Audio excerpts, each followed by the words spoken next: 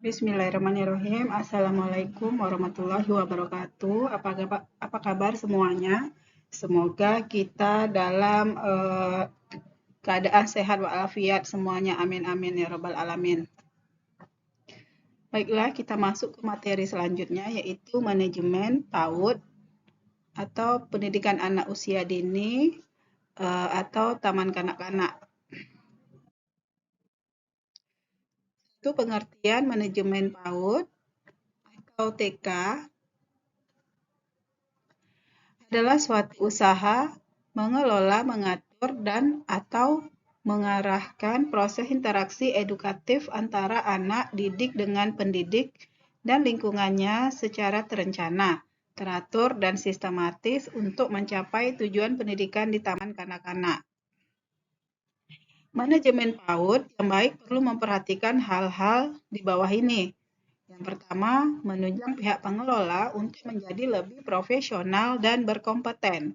Yang kedua, menunjang peningkatan kreativitas guru dan kinerja tim guru. Tiga, memudahkan guru dalam menemukan bakat dan minat anak. Yang keempat, meningkatkan kepercayaan orang tua dan masyarakat sekitar.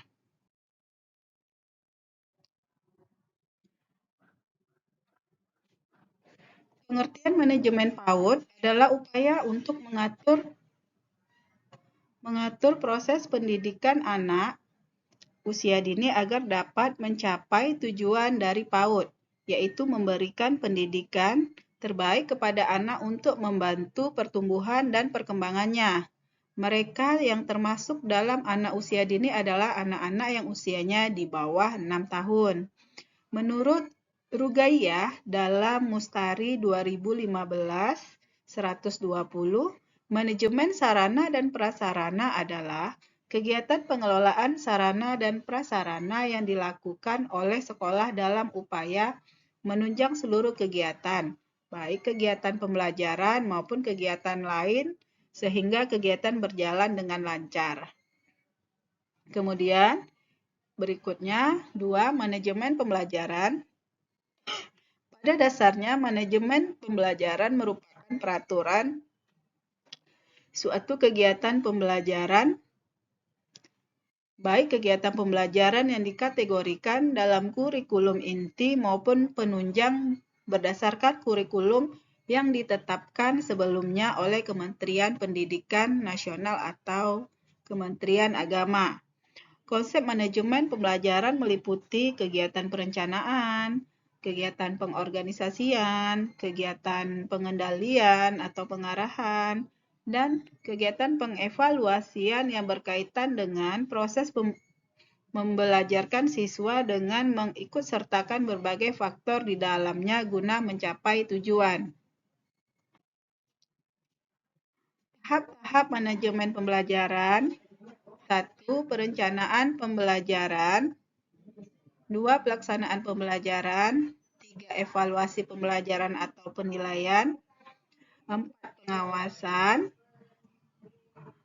5. Pengembangan strategi pembelajaran. 6. Pemberian motivasi pembelajaran. 7. Pemantauan disiplin belajar. Nah, contoh dari sistem pembelajaran yaitu Learning Management System. Yang pertama itu sudah sering kita gunakan yaitu pembelajaran Google Classroom. Kemudian yang kedua ada Moodle. Yang ketiga LearnPress.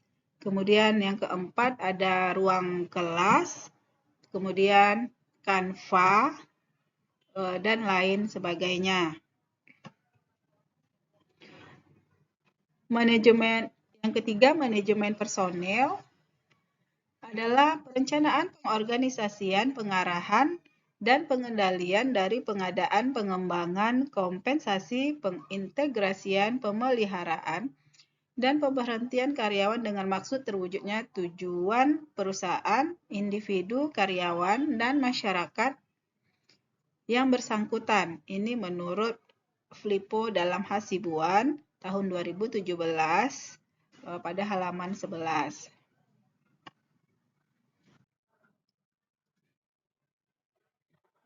Fungsi manajemen. Fungsi manajemen personalia.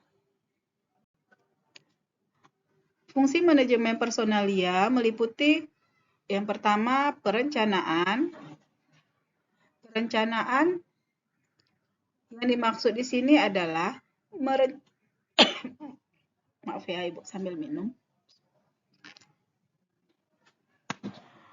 Perencanaan yang dimaksud adalah merencanakan personel secara efektif dan efisien agar sesuai dengan kebutuhan perusahaan dalam membantu terwujudnya tujuan perusahaan. Perencanaan dapat dilakukan dengan menetapkan program kepegawaian yang meliputi seluruh fungsi manajemen personalia. Program kepegawaian yang baik akan membantu tercapainya tujuan perusahaan, karyawan, dan masyarakat yang terlibat. Kemudian yang kedua, pengorganisasian. Pengorganisasian ini adalah maksudnya kegiatan mengorganisasikan seluruh personel atau karyawan dengan menetapkan pembagian kerja, delegasi wewenang, integrasi, dan koordinasi dalam struktur organisasi. Perlu menjadi catatan bahwa organisasi hanyalah alat untuk mencapai tujuan. Organisasi harus benar-benar bekerja sesuai dengan yang telah ditetapkan atau yang ditentukan. Tanpa organisasi yang baik, tujuan perusahaan tidak dapat dicapai secara efektif. Kemudian yang ketiga, pengarahan. Pengarahan atau directing, yang mana berarti bahwa mengarahkan seluruh karyawan agar mau dan mampu bekerja sama dan bekerja secara efektif dalam membantu tercapainya tujuan perusahaan, karyawan, dan masyarakat. Pengarahan dilaksanakan oleh pimpinan dengan menugaskan bawahan agar mengerjakan seluruh tugasnya dengan sebaik-baiknya dan tepat waktu. Kemudian yang keempat, yaitu pengendalian. Pengendalian di sini maksudnya adalah bahwa kegiatan yang mengendalikan karyawan agar menaati peraturan dan rencana kerja perusahaan. Jika terjadi penyimpangan atau kesalahan, maka diberi tindakan perbaikan dan penyempurnaan. Pengendalian karyawan meliputi yang pertama itu ada kehadiran, kedisiplinan, perilaku, kerjasama, pelaksanaan pekerjaan, dan menjaga situasi lingkungan pekerjaan. Kemudian yang kelima, pengadaan. Pengadaan merupakan proses penarikan, seleksi, penempatan, orientasi, dan induksi untuk mendapatkan hasil yang sesuai dengan kebutuhan perusahaan. Yang keenam, pengembangan. Pengembangan di sini merupakan proses peningkatan keterampilan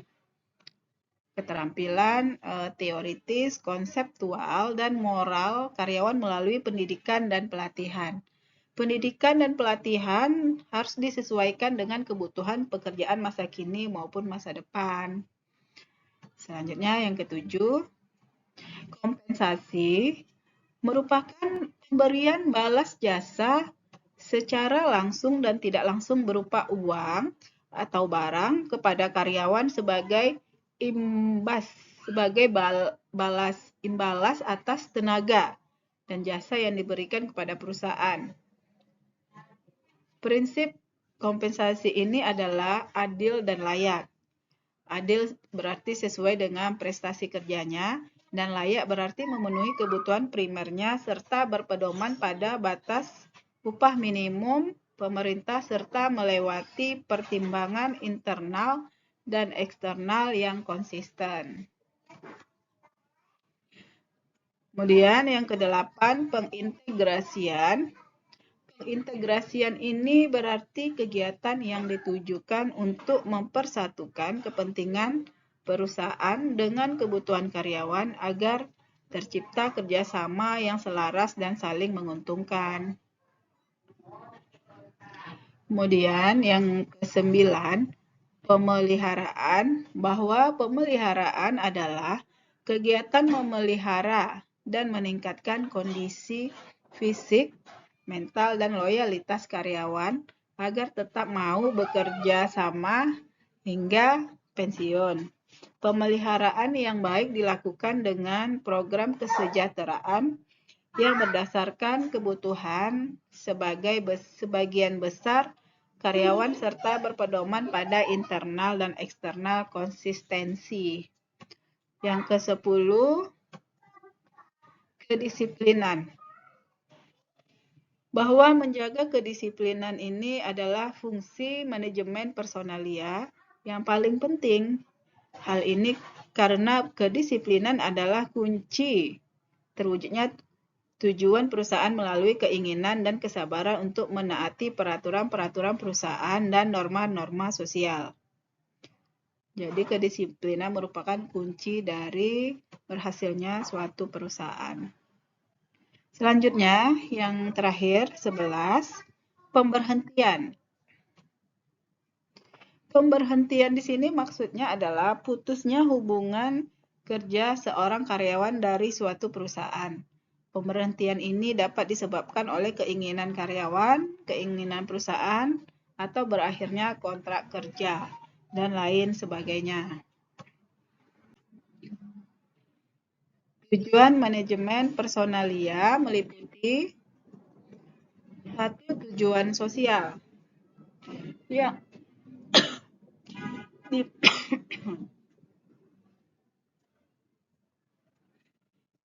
Di mana tujuan sosial ini yaitu merupakan perusahaan bertanggung jawab secara sosial dan etis terhadap keutuhan dan tantangan masyarakat dengan meminimalkan dampak negatifnya. Yang kedua, tujuan organisasional, yaitu sasaran formal yang dibuat ditujukan agar organisasi mencapai tujuannya. Sedangkan yang ketiga, tujuan fungsional, yakni untuk mempertahankan kontribusi Departemen Sumber Daya Manusia pada tingkat yang sesuai dengan kebutuhan organisasi. Yang keempat, tujuan individual merupakan tujuan pribadi dari setiap anggota organisasi atau perusahaan yang hendak mencapai tujuannya di dalam organisasi. Yang keempat, manajemen pembiayaan. Definisi manajemen pembiayaan adalah suatu proses perencanaan, pengorganisasian, pengkoordinasian, dan pengontrolan sumber daya yang dilakukan oleh suatu badan yang menjalankan kegiatan usahanya. Manajemen pembiayaan merupakan keseluruhan proses upaya memperoleh serta mendayagunakan seluruh dana, kemudian mencari sebanyak mungkin sumber-sumber keuangan dan sumber-sumber untuk mendapatkan dana dari sumber-sumber keuangan. Kegiatan pembiayaan meliputi 3 hal, yaitu yang pertama budgeting, penyusunan anggaran. Setiap organisasi memerlukan anggaran untuk menunjang kegiatannya. Yang kedua, accounting, pembukuan.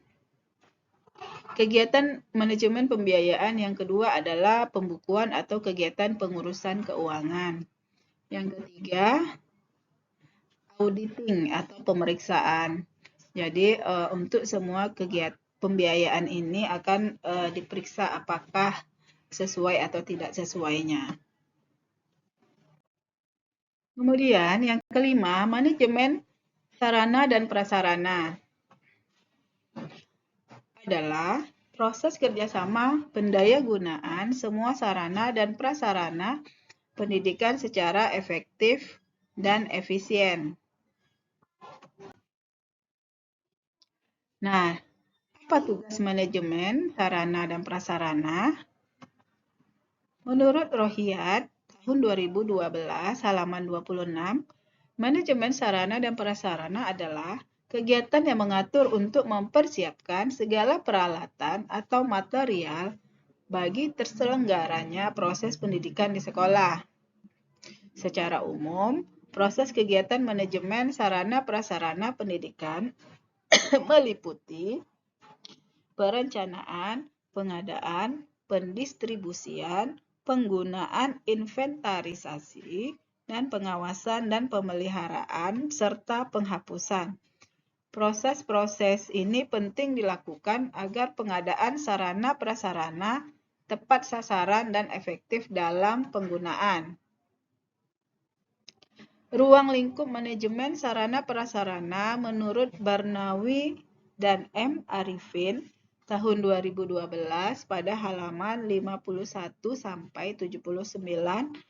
Ruang lingkup manajemen sarana dan prasarana meliputi perencanaan, pengadaan, pengaturan, penggunaan, dan pengontrolan.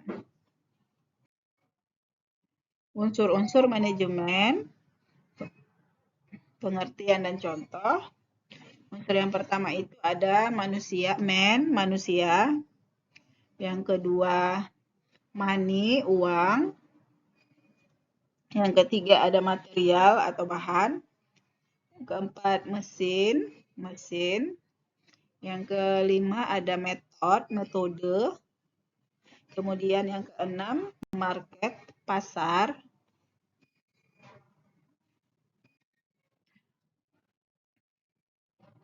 Enam, manajemen hubungan dengan masyarakat.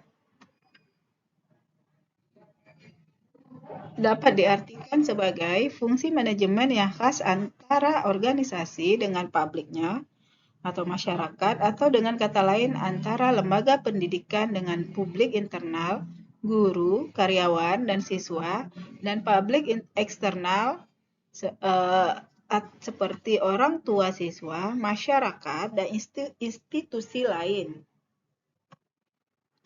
Manajemen hubungan masyarakat merupakan komunikasi dua arah antara organisasi dengan publik atau masyarakat secara timbal balik dalam rangka mendukung fungsi dan tujuan manajemen dengan meningkatkan pembinaan kerjasama serta pemenuhan kepentingan bersama.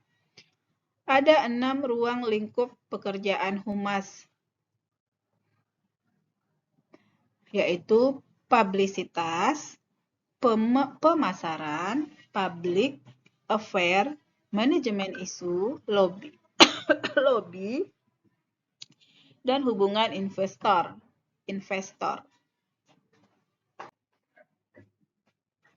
Fungsi pokok hubungan sekolah dengan masyarakat adalah menarik simpati masyarakat umumnya serta publik khususnya, sehingga dapat meningkatkan relasi serta animo pada sekolah.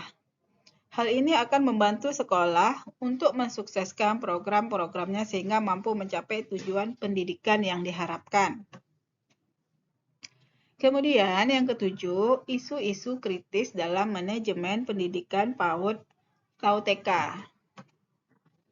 Yang pertama, belum terpenuhinya kebutuhan masyarakat akan pemahaman kebutuhan tentang akan pendidikan anak usia dini. Kemudian kurangnya kualitas dan kuantitas guru atau pamong pendidikan anak usia dini. Yang ketiga, kurangnya mutu pendidikan anak usia dini.